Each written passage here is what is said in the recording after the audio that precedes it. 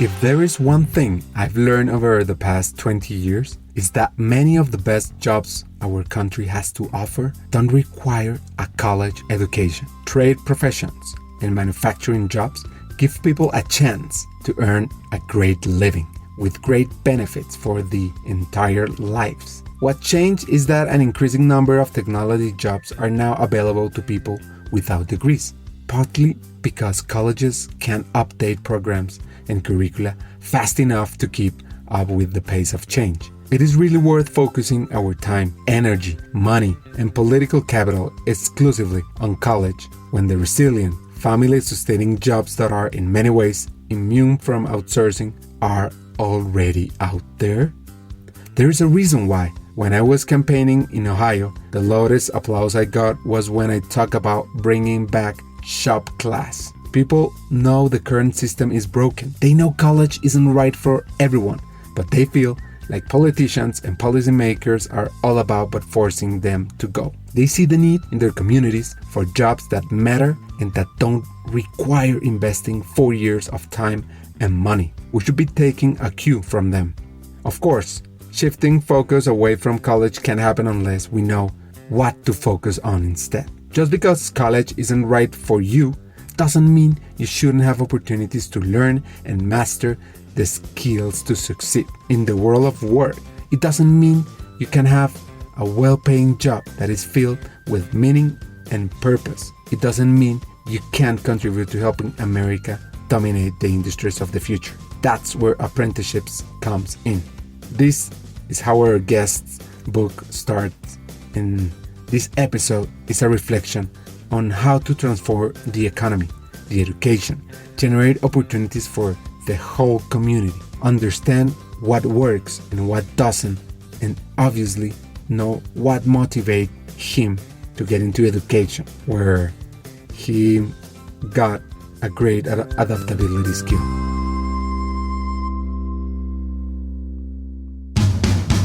Hackers del Talento, el podcast que busca cambiar el juego por lo humano en Iberoamérica. Nuestra tercera temporada está enfocada en ti.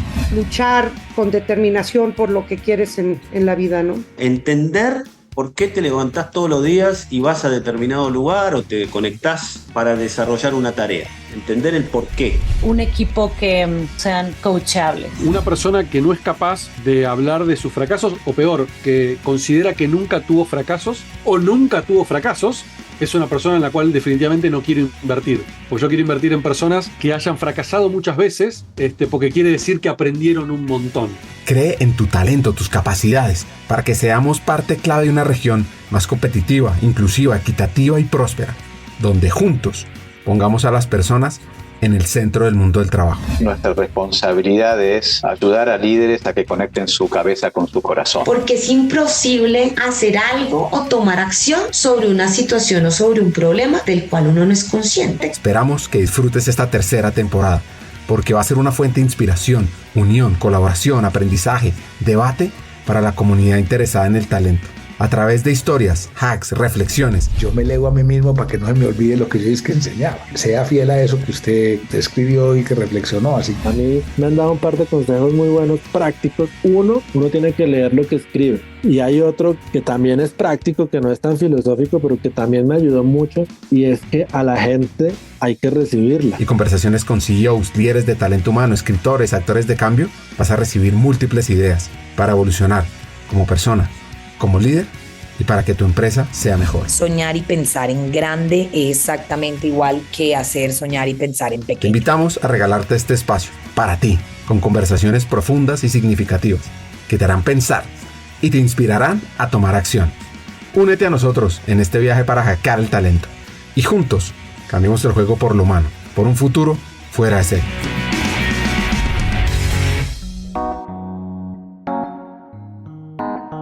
Our guest today is Ryan Craing, an entrepreneur in the field of education and the author of several great books. His latest book is called Apprentice Nation: How the Earn and Learn Alternative to Higher Education Will Create a Stronger and Fairer America. Perhaps having an educator mother and an entrepreneurial father led him to this. But before we get to know his life story, let's understand what his new book is about and the concept of the experience economy.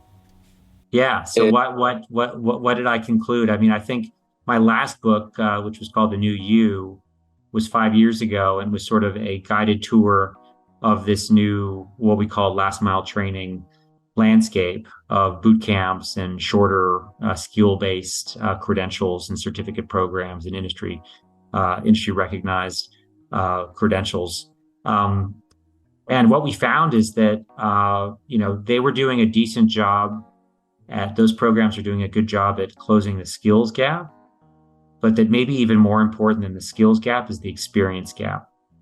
So we see employers who say, great job. You completed, the Trailhead program. You're now a newly minted Salesforce administrator, but you've never worked as a Salesforce administrator before. You have no experience doing that. So why would we hire you to do that? And the more technology advances, the worse that's getting. So think about cybersecurity, for example. So entry-level cybersecurity jobs, tier 1 analysts, right? The ones on the front line dealing with like those first alerts, deciding whether to elevate them or what to do about them.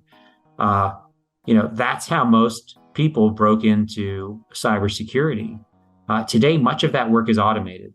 And so the entry-level jobs are now kind of tier 2, not tier 1. And if you actually look at the job descriptions now for these entry-level positions or so-called entry-level positions, they're asking for credentials which would require at least a couple of years experience to get, which turns the idea of a entry-level job on its head, right? There is no entry-level job. If you need a couple of years experience to get the most basic entry-level job in cybersecurity, there is no, what's the pathway in? And that's a perfect example of the experience gap. And as AI takes hold, the biggest impact it's going to have, at least in terms of career launch, is that it's going to turn, think about your first, good job, or my first good job at McKinsey, right? I spent a lot of time developing presentations for clients, right? AI is going to do a lot of that, right? The hours and hours and hours that I spent doing that kind of menial work, AI is going to do that. And so the expectation is going to be that when you're hired into a good job, that from day one, you're going to be doing higher value work, right? You're not going to have a year where half the time you're doing menial work or scut work to learn the ropes. You're going to be doing client work, client development, sort of industry research, from day one. And that really requires experience to be effective. And so it's going to move all of these entry-level jobs the way cybersecurity has gone, meaning that employers are going to want experience before hiring you. And so, as we think about our current education landscape, sort of how do you build experience into the work experience and relevant work experience into the educational pathway? There are really three ways to do it, right? One is work integrated learning, so integrating projects into courses, projects for real work projects from real employers into courses. And there's some of that. I'm on the board of a company called Ripen, RIIPEN, that does a good job of that. They're kind of the market leader in that. So faculty can select from a directory of projects from banks and other companies, and incorporate those projects as capstone experiences in their courses. So that's work integrated learning. The second is formalizing internships. Internships tend to be very informal, relationship based, kind of, get one if you can. Not everyone can get one. Schools have a hard time systematizing, formalizing internships, making sure everyone gets one. There are only a couple that I'm aware of that do that. Schools like Waterloo in Canada and Northeastern in the U.S. have these formal, what they call co-op programs, where everyone is doing multiple internships over the course of their academic program. So that's two. But the third way and the best way is apprenticeship, because what an apprenticeship is a job.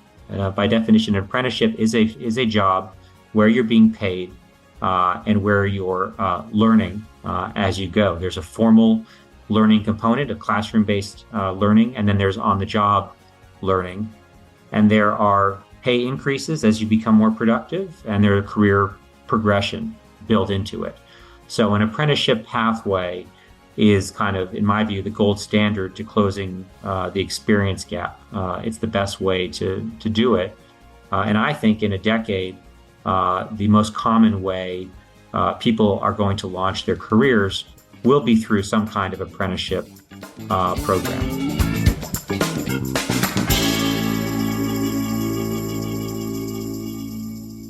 We will delve into all these concepts, especially apprenticeships. It is very interesting to understand where his passion for these topics comes from, his motivation to change the world through education. Starting with his life story, one of his characteristics is adaptability. Wow. Well, I think one of my skills is I don't get easily ruffled.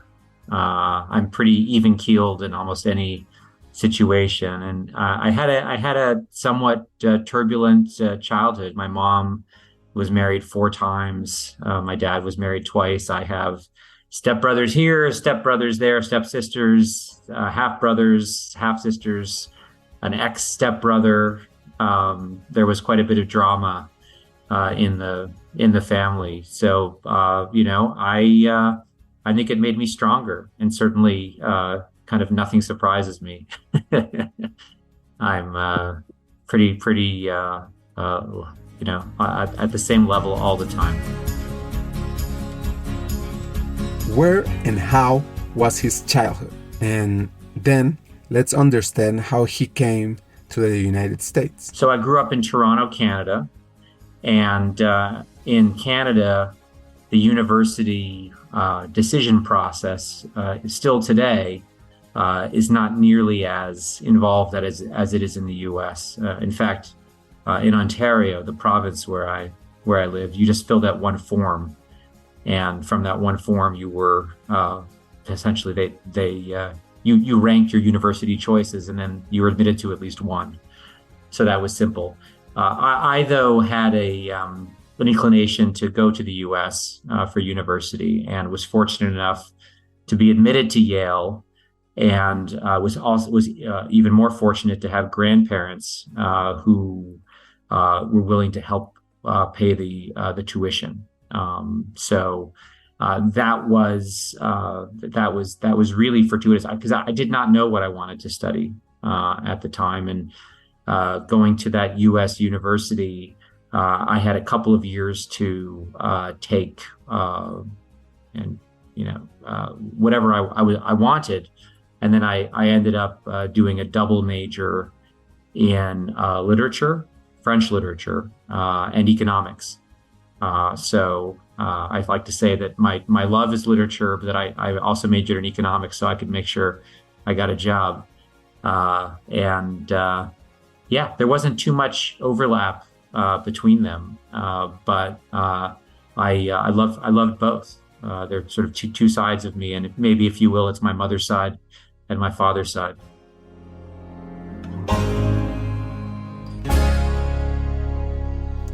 What was his dream?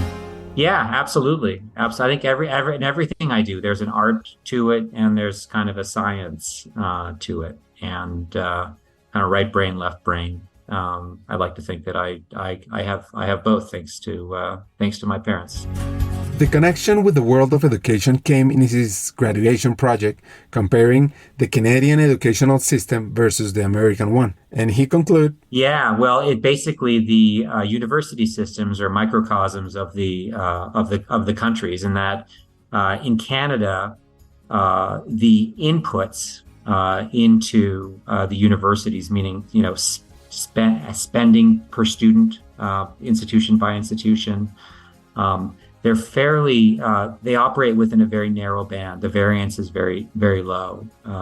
So you might have, between $10,000 and $15,000 a year between the lowest and the highest, whereas in the U.S. it goes between, $4,000 and $100,000 a year. Variance is much wider. Same way we see income inequality in Canada being much less than it is in the U.S. And the question was, with that difference in variance, what difference do you see in terms of what these universities are producing? And we tried to construct what I call educational outputs and putting them into different categories. And it turns out that you can pretty much ascertain that a system with greater variance in educational inputs, institution by institution, is going to be better at producing more outputs of educational excellence. Things like Nobel Prizes, Rhodes Scholars, that kinds of things. You get more per capita with more variance than in a system with less variance. And the system with less variance, like Canada, is better at producing outputs like literacy rate, employment rate, measures of well-being, if you will, but maybe not excellence.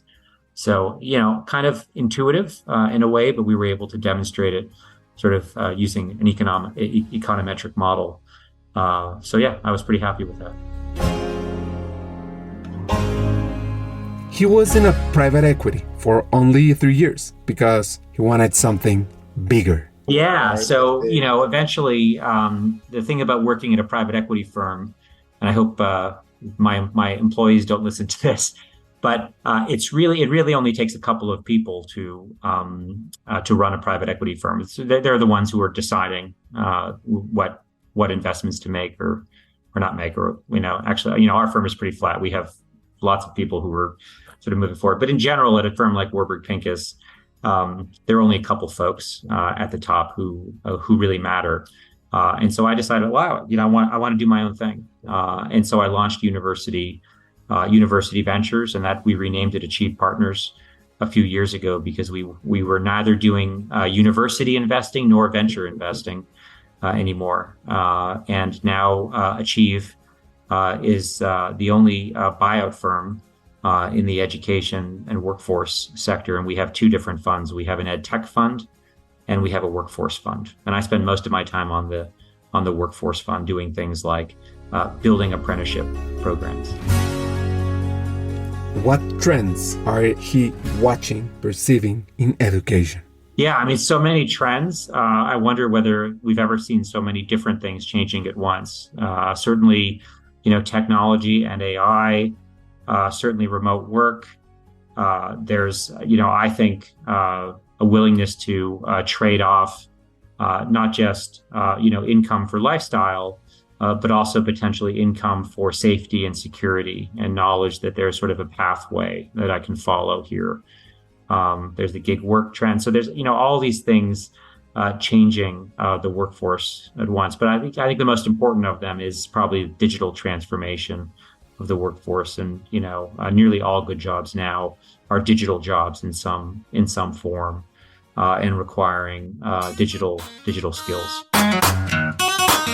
We started this episode talking about the book. Now let's pick up the conversation and see how technology impacts the area where apprenticeships are needed, and if it's possible to have that infrastructure in America or in Latin America. That's exactly right. And my point is it's getting worse. Technology is going to make it worse. So we really need to develop, and what my book is about, the book is called Apprentice Nation. It's about building the same level of apprenticeship infrastructure that we already have for colleges and universities. Right? We've spent 100 years and hundreds of billions of dollars building that infrastructure for tuition-based, debt-based post-secondary education, and that doesn't address the experience gap. Can we invest now and build a comparable sort of work-based learning apprenticeship system, which in my view is going to be more equitable because apprenticeships are accessible to everyone because they don't require you to pay tuition. They don't require you to take on debt to pay for your housing and food because they're jobs that pay you and you're earning money. You're making a living wage while you learn. So that is that's what Apprentice Nation is about. Its focus is on the U.S., of course, but it answers the question of can we build that apprenticeship infrastructure that we need to be successful in the 21st century. Which countries do this well? Because we always think about Germany. Yeah, so the first thing I do is I go over to Germany and say, well, can we replicate what Germany has done? And that's how most countries think about it. And the answer is no, we can't. So first of all, employers don't develop apprenticeship programs themselves. Nowhere in the world has a sophisticated, robust apprenticeship system evolved because employers are just doing this themselves. Apprenticeships are created because there are intermediaries that do the heavy lifting of setting up and running these programs for employers. In the US, where apprenticeships flourish, is only in the construction sector where unions play that role. In Germany, that role is played by unions and also chambers of commerce, whose role in setting up and running apprenticeship programs is actually written into law. So they're required to do it. It's written into law. And so that's kind of the big joke about everyone who goes over to Germany to look. Like we're not, first of all, we don't have these hugely powerful chambers of commerce where every company is required to join. Like the Munich Chamber of Commerce has 400,000 members because if you're a sole proprietor, you're required to join the Munich Chamber of Commerce. So that doesn't exist anywhere outside of Central Europe. It's not going to happen. So then I go over to England and Australia and look at those countries. And those countries 30 years ago look a lot like the US looks today. 30 years ago, they had small apprenticeship sectors, and almost all of it was in construction. But they figured out the central role of intermediaries and specifically targeted government funding to incentivize intermediaries to enter this market, to launch businesses, for-profit, nonprofit, of setting up and running apprenticeship programs for employers. They did that in a couple of ways by effectively overfunding the training. So the training that apprenticeship providers do is well compensated in those countries, also providing incentives for every apprentice hired and trained and placed. And by doing that, they really did a good job of building these apprenticeship ecosystems where you have thousands of intermediaries who are in the business of running around and knocking on the doors of employers offering to set up and run apprenticeship programs for them. And that's how those countries went from essentially parity with the US in terms of apprentices as a percentage of the workforce to today, both of those countries are at 8x the US in terms of apprentices as a percentage of the workforce. And it's very common in those countries, in the UK and Australia, to launch careers in finance, healthcare, tech, logistics through apprenticeships rather than requiring a university degree. So that's the kind of apprenticeship infrastructure we need. The U.S. has not figured that out. We are last among developed countries on apprenticeship. We are furthest out of balance in terms of our funding. The U.S. taxpayers, federal and state governments, spend over $500 billion a year to support accredited colleges and universities. That's more than 1,000 times what we spend on apprenticeship. And if you compare an individual apprentice to a university student, for every dollar of public support that apprentice receives, the university student receives $50. So I don't know whether the right ratio is 1-to-1 or 2-to-1 or 5-to-1 or 10-to-1, but it's not 50-to-1 or 1,000-to-1. I'll tell you that. So we have severely underinvested in apprenticeships in the U.S. And we're also doing it wrong. Rather than creating the predictable formula-based funding that the UK and Australia have, where these apprenticeship intermediaries know that every apprentice they hire and train, they get paid. The way that the funding currently works is grants, where the government is trying to pick winners and they're trying to they're giving $5, $10, $12 million grants to intermediaries that claim they'll help create more apprenticeship programs. Most of those grants are going to community colleges and workforce boards, which don't do everything that's required to create apprenticeship programs. So, for example, what most of them will do is they'll develop the curriculum for the classroom instruction component of apprenticeship, and they'll register the program with the government. Then they kind of sit on their hands and wait for an employer to come along and say, we'd like to use your curriculum for our apprenticeship program. That's not how apprenticeship programs have been built in the UK, in Australia. They've been built by intermediaries that do much more of the heavy lifting than that. For example, intermediaries that set up and run the whole program, intermediaries that actually hire the apprentice and serve as the employer of record for a year or two until the apprentice is trained and productive and the employer wants to hire the apprentice. So the biggest barrier to apprenticeship is the fact that these are employees and someone has to hire and pay this employee for months or maybe years until they become productive. That's something most employers don't want to do. And that's why intermediaries are so important. In Germany, in the UK, it's these unions and chambers of commerce and intermediaries who do that work. In the US, we've been funding intermediaries who are what I call low intervention intermediaries that only do a couple of things, but not the important things that employers need in order to launch an apprenticeship program.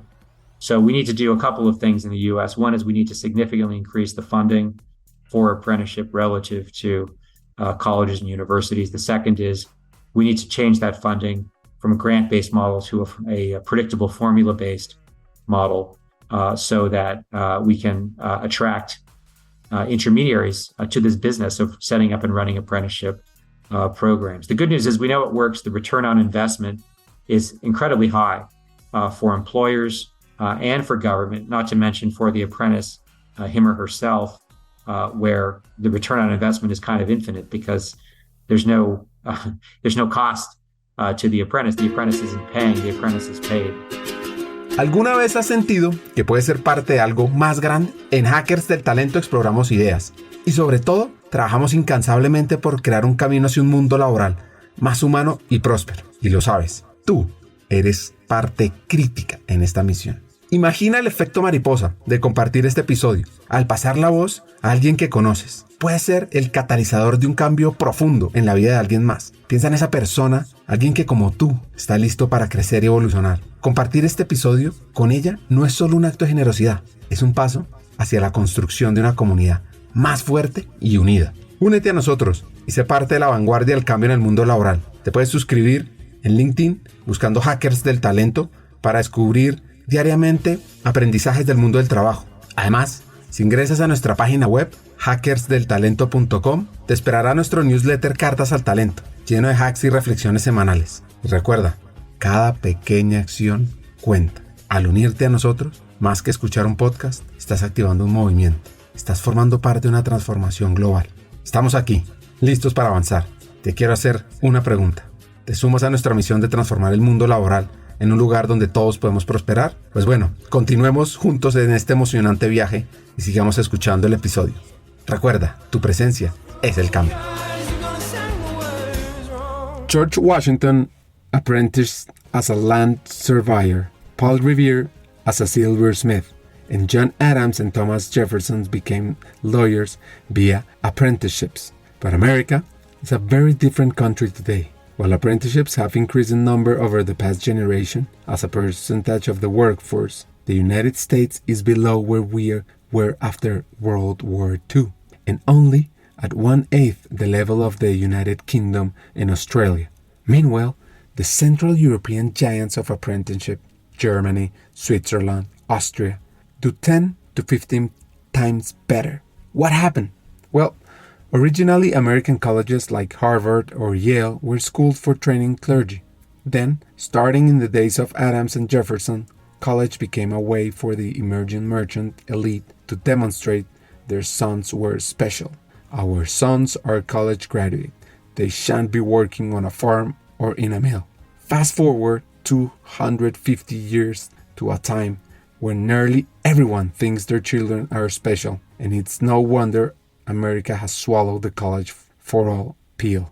So, while the word apprentice comes from the Latin apprendere, to learn, college became the sole respectable pathway from high school to a good first job. I took this from the book, and one of the questions that I have is how to make people want to go to study some of these careers, because in Latin America, apprenticeship is not that well promoted position, or it's not that wanted for the whole population. Yeah, those trade jobs, those plumbers and electricians and so forth, everyone will say they're good jobs. We respect them, but not for my kid, for someone else's kid, because you want your kid working with his brain or her brain, not her hands. And that's a problem. I think the answer to that, Ricardo, is that we just need, once we build the infrastructure of these apprenticeship programs and people see that, in fact, most of these programs aren't for roofers or plumbers. Most of them are for software developers and cybersecurity analysts and so forth. They'll say, well, wow, why? These are the jobs that I would hope my child could get out of university. But now you're telling me there's an earn and learn pathway where we don't have to take a financial risk and we don't have to take an employment risk because they're employed from day one. Why would I not pursue that? And I think that's a very positive thing. I'm not saying that we should send fewer people to college. What I am saying is that we need to rethink the sequence there, because today in the U.S. at least, the pathway is high school, then college, university, then work. And more young people aren't working at all until they've finished university. And a lot of those young people who do that are making poor decisions about university because they don't sort of know what their interests are. They don't know what their capabilities are as well. But if they were to work for a few years or pursue an earn and learn pathway, they'd probably be able to make better decisions as to what university program or pathway is best for them. So I think rather than a high school to university to work, lots of people, maybe most people, would be better served by a high school to work to university pathway. And maybe you don't end up going for the full degree. Maybe you end up with a series of certificates or industry recognized certifications and so forth that allow you to focus on exactly what it is you think you need in order to make your next move professionally. One of the key points of the book says, but starting about 25 years ago, things began to change. While tuition and fees were growing every year at double the rate of inflation, digital technology transformed the economy. Suddenly, the good jobs college grads were hoping to land were different than they had been a generation before. Hiring was undergoing a similar seismic shift. The result today is a crisis of underemployment that accompanies college's crisis of affordability. So, while there are millions of great jobs that claim to be entry-level, more colleges graduates than ever are working in non-college jobs such as retail or food service, and student loan forgiveness has become the dominant higher education policy debate. Today's good entry-level jobs ask for a lot, but topping the list are specific digital and business skills that are much harder to learn in a classroom than by doing. In job descriptions, employers list skills few candidates have. This is what we call the skills gap. Employers also want experience. There are many ways to become a Trailhead certified Salesforce administrator, but not many employers are looking for a newly minded Salesforce admin with no relevant work experience. In addition to the skills gap, there is an experience gap. Is there a way to close the skills and experience gaps simultaneously? How about earn and learn experiences that pay a living wage while delivering formal skills, training, and experience? That's apprenticeship. Apprenticeships also has the potential to solve lots of other problems, including socioeconomic immobility, frustration at being shut out from economic opportunity, geographic immobility, frustration at being shut out from many other opportunities, workforce diversity, and yes, student loan debt. Combining paid work with the relevant training levels the playing field for Americans, and Latin Americans I will add, from underprivileged backgrounds, along with underrepresented minorities, first generation LGBTQIA+, rural, religious Americans, and even MAGA Republicans. It turns out everyone loves apprenticeships. In a recent survey, 92% of Americans had a favorable view. One of his initiatives, let's learn about it, is Apprenticeships for America.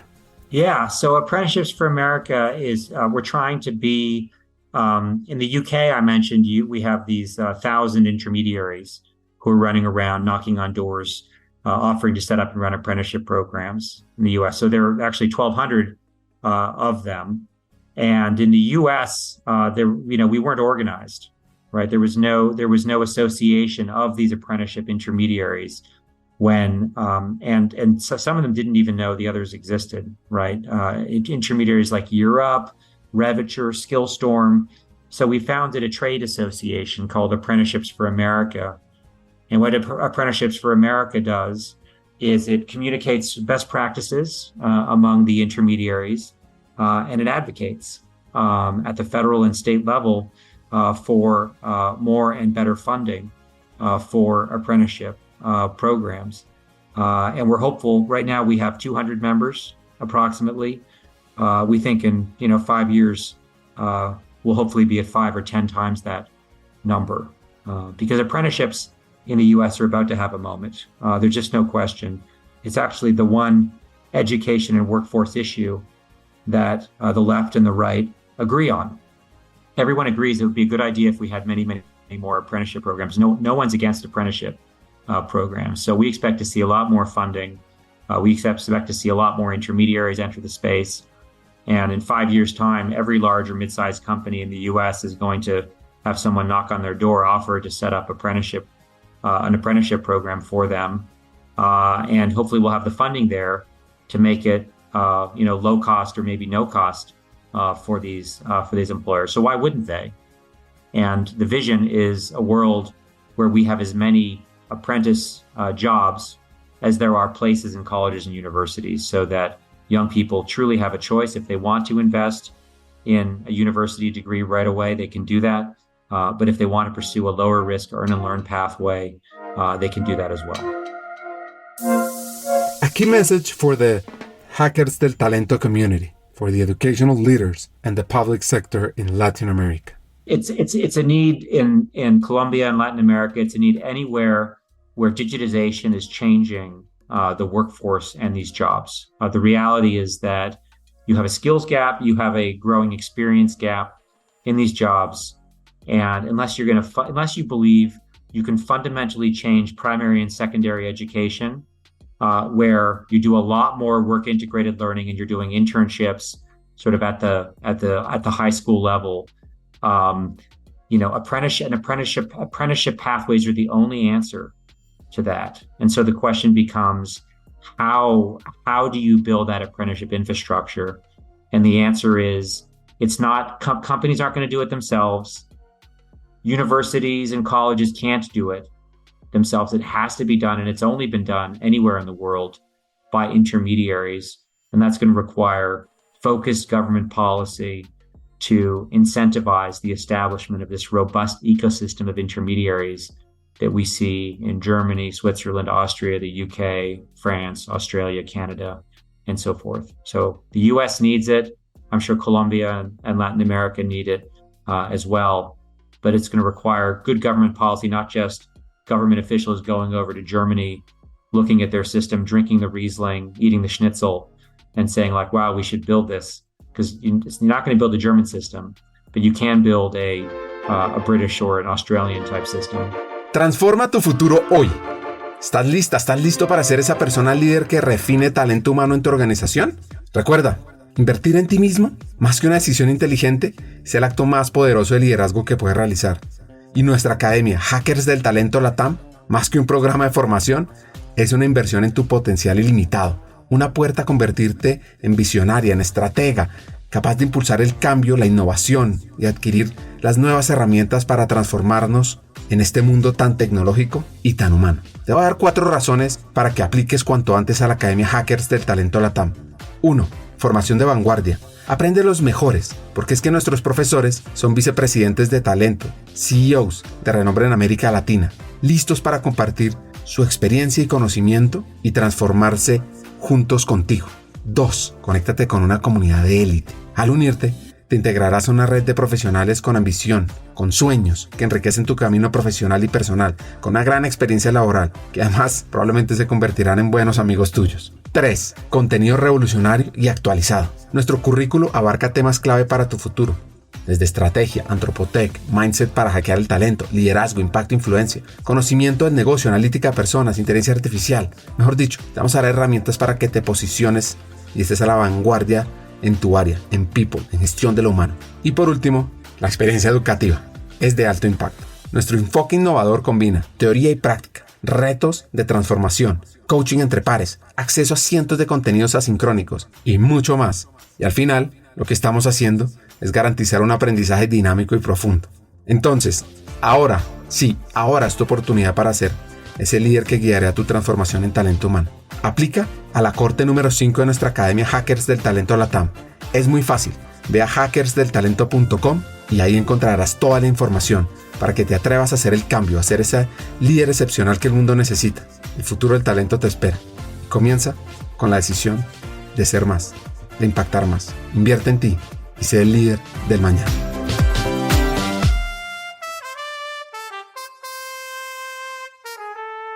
To conclude the episode, a couple of tips. Wow. Maybe the best advice I got was a lot of problems people worry about are high class problems, meaning problems that you're only going to have if things go well. Don't worry so much about those high class problems. So I don't. In terms of advice, I give my team. Just you have to love what you do. I think I've got the best job in the world because we're doing well by doing good, and I touch sort of philanthropy and government, and it's incredibly interesting and meaningful and impactful. And I see the results every day in the thousands of apprentices that we're creating jobs for. So you have to love what you do. If that doesn't turn you on, go do something else that excites you. Ryan Craing also has a great newsletter called Gap Letter. Talking to him is fascinating, especially the way he presents a solution to a critical problem in America, or I will say in Latin America. Here are my 3 hacks. First, as leaders in human talent, we must create an ecosystem that promotes apprenticeships. 2. If we want to reduce poverty and improve the quality of life of millions of people, this is a key part of the solution. And finally, structure salary models that promote high-impact technical careers can change a life, a town, a region. Sigan conectados y nos vemos en un siguiente episodio de Hackers del Talento.